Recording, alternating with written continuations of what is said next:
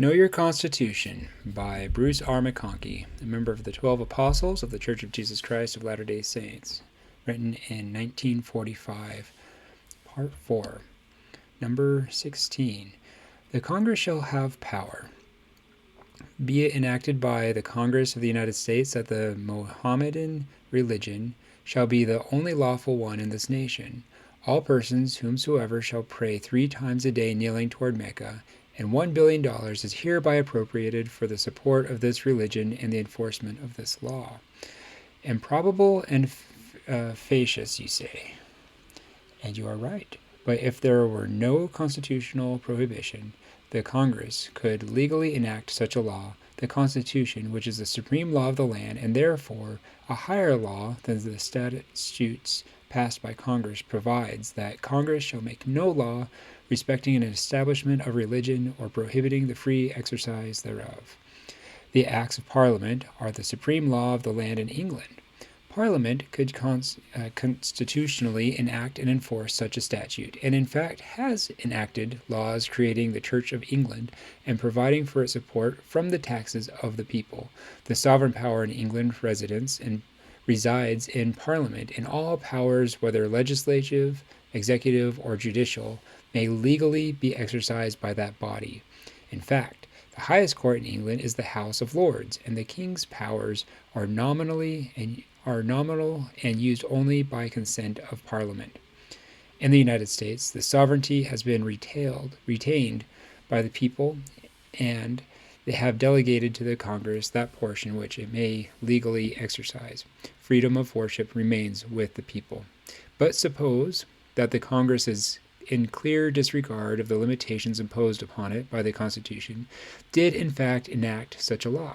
Then who is to judge between the law of the Congress and the Constitution of the land, and which shall apply?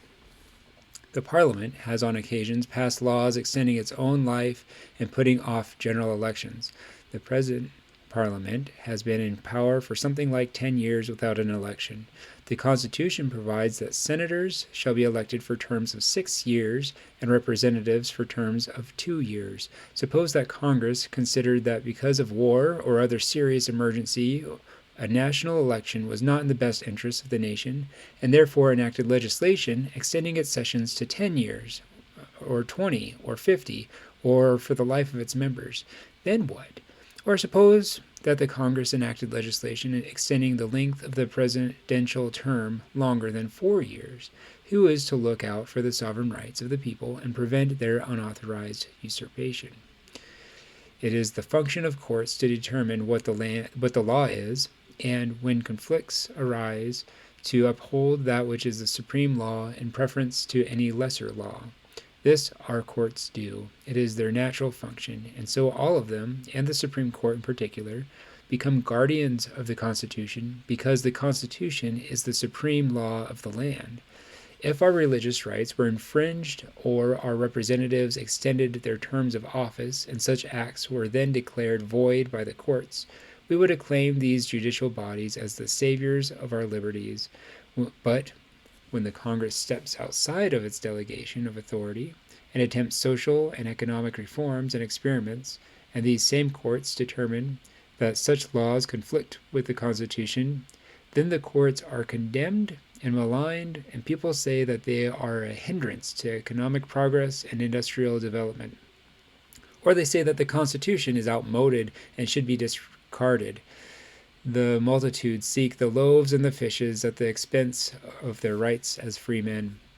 Perhaps there are problems of an industrial life which should be regulated by Congress, and which Congress is now prevented from governing. But if there are, and the sovereign people determine such to be the case, it is a simple matter for them to delegate more of their sovereignty to Congress, so that such regulations may be put into effect. Senator Ashist, I think that's how you say it, Senator Ashist once proposed an amendment to the Constitution providing that the Congress shall have power to make laws to regulate our agriculture, commerce, industry, and labor.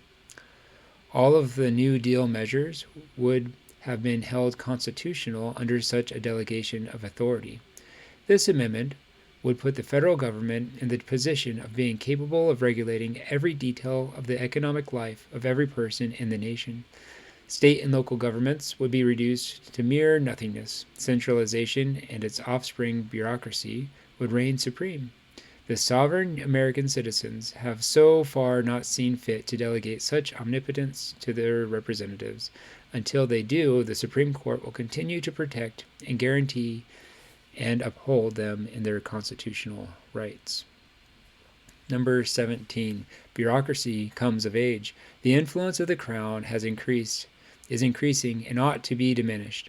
This was a resolution directed by the House of Commons in 1780 against the tremendously popular George II. Translated into a modern objection in this nation, it would read, "The influence of the federal government, and therefore our bureaucracy, is increasing, and ought to be diminished. The centralizing of the powers of government is equally bad in any age. The development of the common law has been the process of decentralizing the government from a sovereign to the people. One of the basic principles of the common law is that free men have the absolute right to local self-government, and also the right to be free from interference and coercion from a central and non-personal government. Our forefathers fought a revolution because that right was infringed by a despot. No man or group of men has ever lived upon this earth with sufficient wisdom, ability, and talent to operate a large civil government from a central state of authority and have that operation result in justice and equity. The burden is too great, the conditions too unlike. Woodrow Wilson expressed his view on this by saying that uniform regulation of the economic conditions of a vast territory and of various people like the United States would be mischievous, if not impossible. Economic and social conditions vary throughout the Union. The climate and the prejudices of the people are nowhere the same. The condition prevailed when the Union was born, and it prevails even more so today. It was freely recognized by the framers of the Constitution, and it cannot now be denied. The people who ordained and established the Constitution took great care to see that they delegated to a central government only those powers of a national concern and which were manifestly outside the province of a state government. The 13 states existed and had their own constitutions and delegations of sovereignty, and were actively administering the local affairs of the people years before the national government was created. The federal government was empowered to coin money, declare war, regulate customs and interstate commerce, handle the mail, govern foreign affairs, and such similar things as should be done by the colonies as a unit.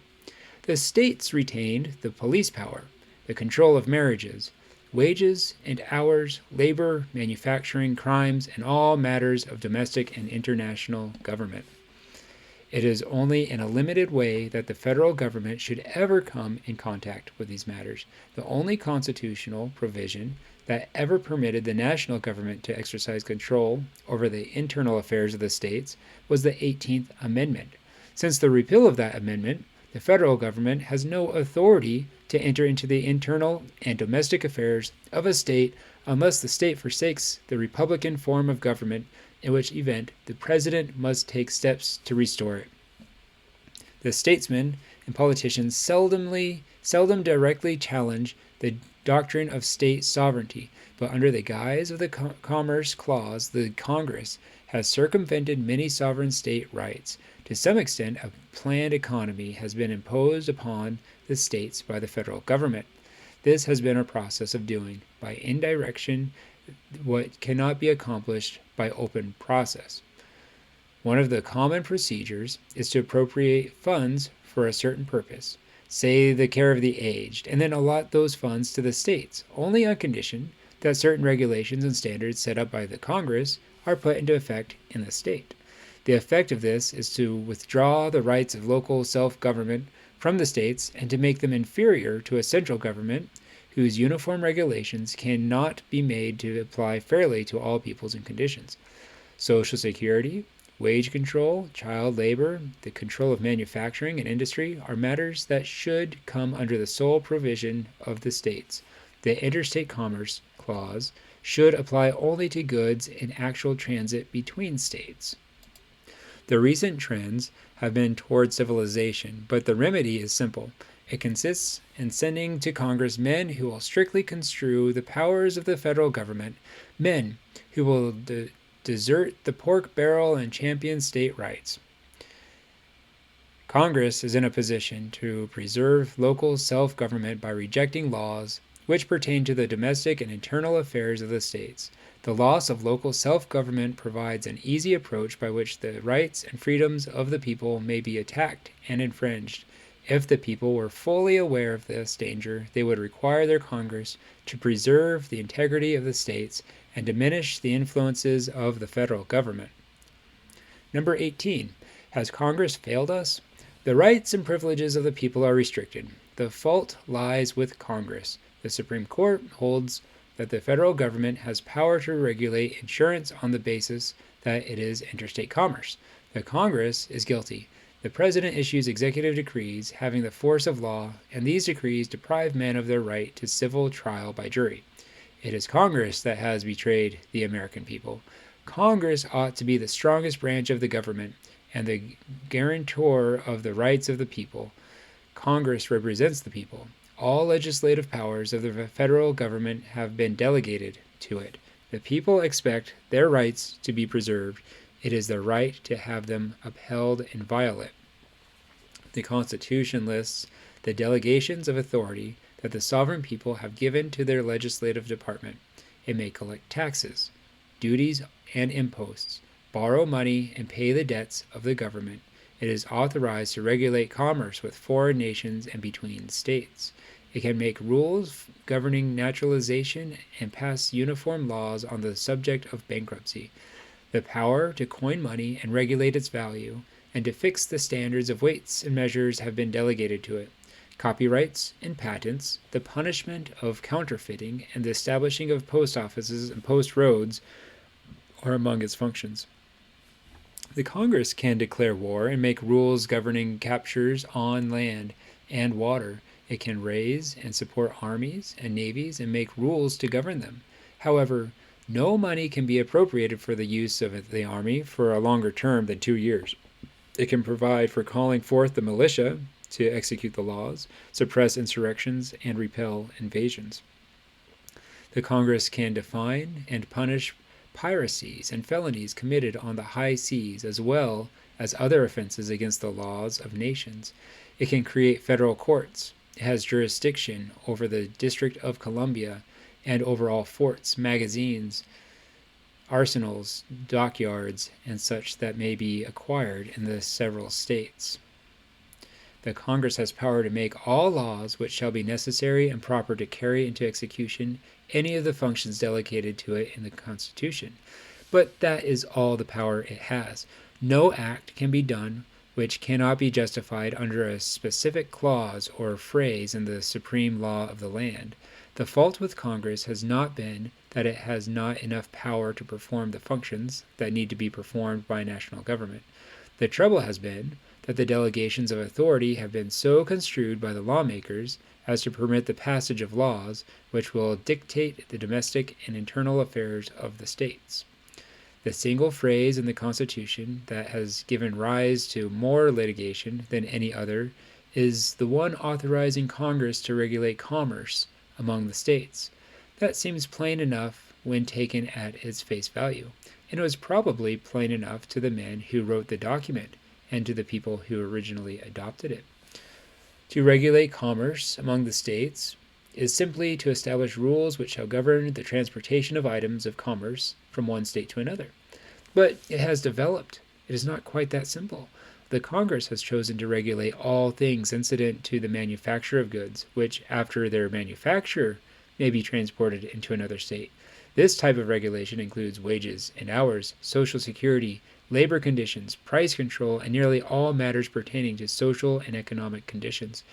The Supreme Court, which interprets and sustains or rejects the enactments of Congress, has over a long period of time, and by repeatedly broadening the definitions of interstate commerce, finally come to the point where it upholds such legislation as being within the delegation of authority of Congress to act. One constitutional authority concludes that The commerce power, as interpreted in case after case, now seems sufficiently broad to provide grounds for control of almost all aspects of the economic life of the nation. The fault is not with the courts. They are bound to sustain the legislation if they can. The fault is not with the president, at least not ultimately. He can act in the legislative field only under delegations of authority from Congress. The fault lies with the Congress, or perhaps ultimately with the people, for sending to Congress men who will vote for social and economic measures which usurp the powers of states over their internal and domestic matters. Unless America wants a strong central government controlled from Washington, and that necessarily by bureaus, her Congress must be required to confine regulations governing commerce to goods in transit and return the control of manufacturing back to the states. It is a question as to whether the people prefer local self-government or centralized bureaucracy. They can have either. The Congress can give them either. It is their Congress. Number 19. The people change their government. Is it too hard or too easy to amend the Constitution? There have been over 3,000 joint resolutions introduced in the Congress calling for amendments, but less than 30 of these have been adopted by the necessary two-thirds vote of both houses, and only 21 have been ratified by the states. The first 10 amendments, known as the Bill of Rights, were all adopted within 2 years of the original acceptance of the Constitution. 8 of the original states adopted the Constitution only after receiving positive assurance that a Bill of Rights would be proposed immediately. The 11th Amendment concerning the judicial power and the 12th governing the mode of electing the president were adopted to correct deficiencies in the original document. Then, for 61 years, no amendment were ratified. The 13th, 14th, and 15th grew out of the political turmoil and insecurity of the Civil War and were all passed within about 5 years.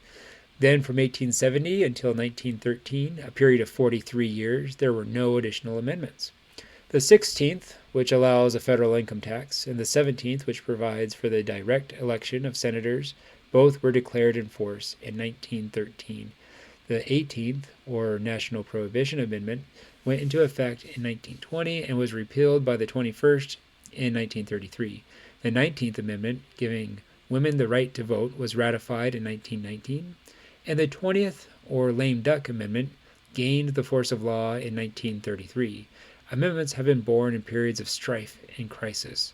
Proposals to amend the Constitution must be passed by a two-thirds vote of both houses of Congress, and then be ratified by the legislatures of 3/4 of the states, or by conventions called for that purpose in 3/4 of the states.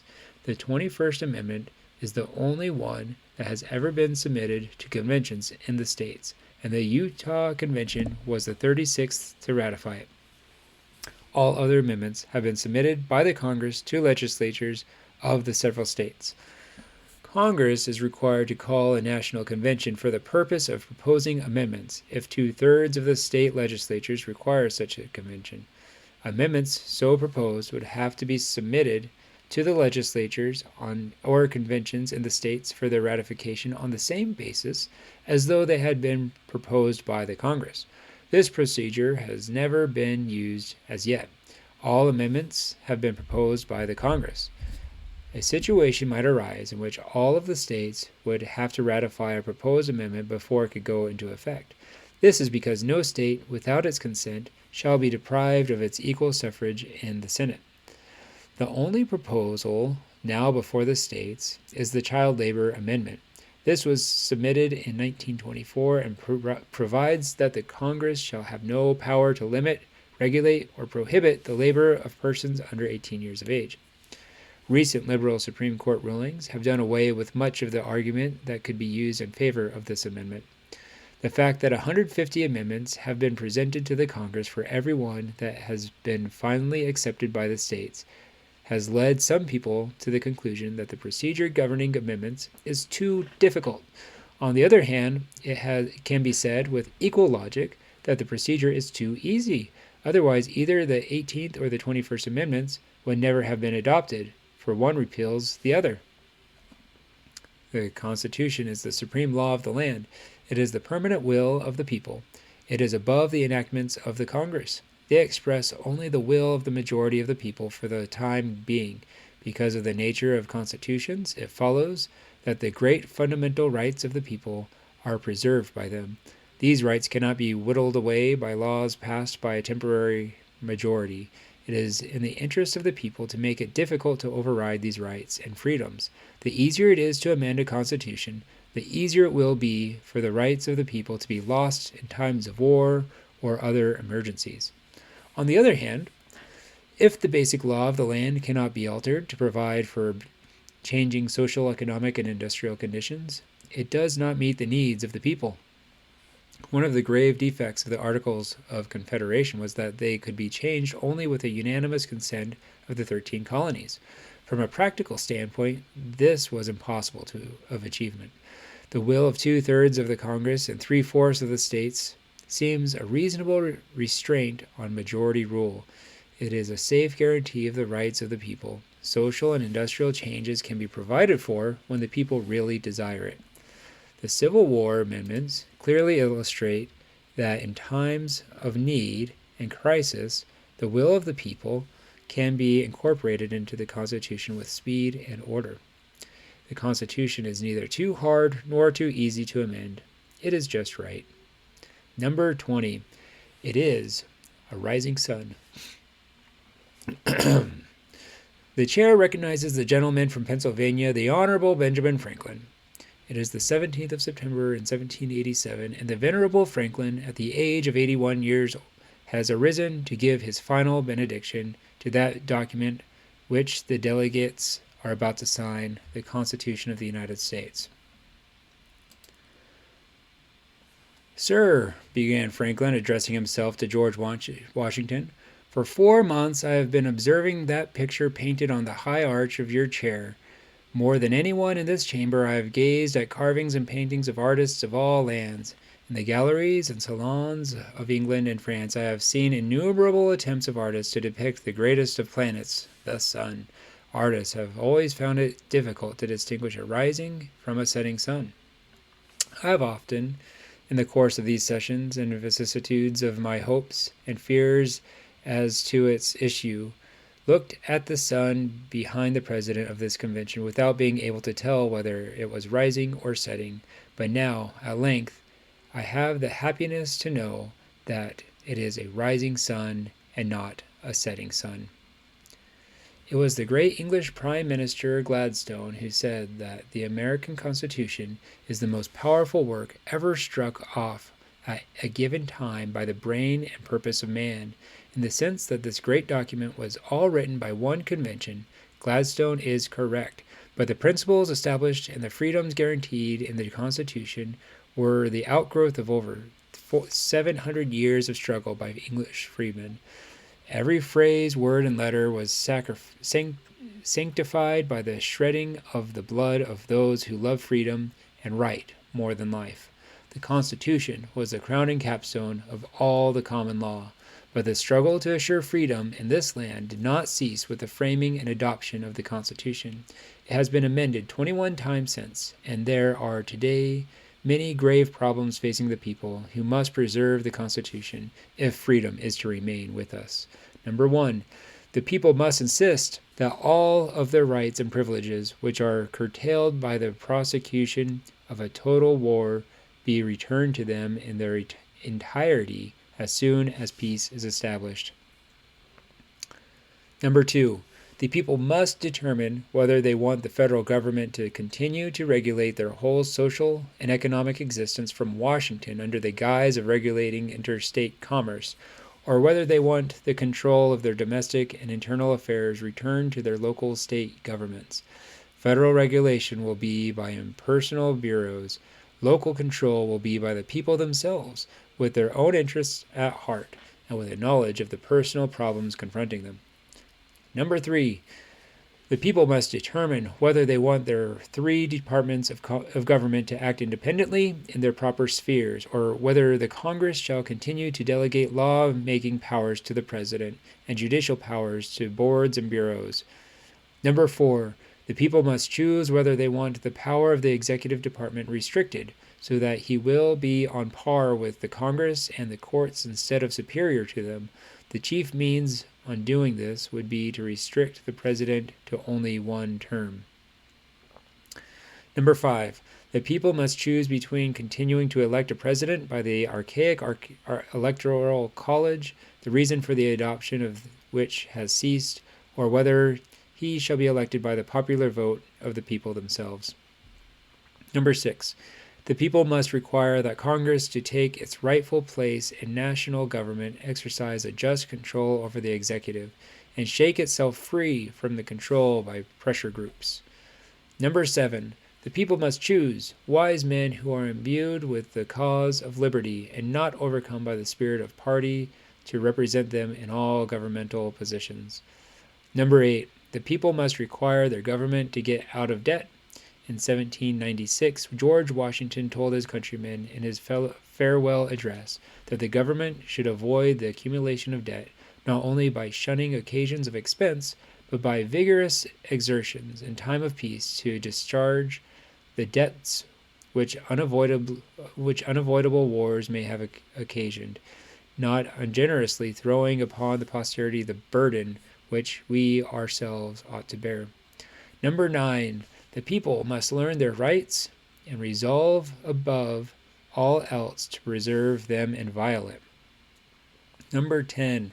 If the people will do all these things and the kindred things that are related to them, they will preserve for themselves those freedoms that their progenitors have given them, and they will perpetuate that kind of society in which social and economic betterment will prevail. The constitutional sun is rising, and it has not reached its zenith, nor will it, so long as the love of freedom is sufficiently dear that men will sacrifice their all for it. The people must love freedom more than they love money. The cause is just. The God of freedom has approved. The even is in the hands of the people.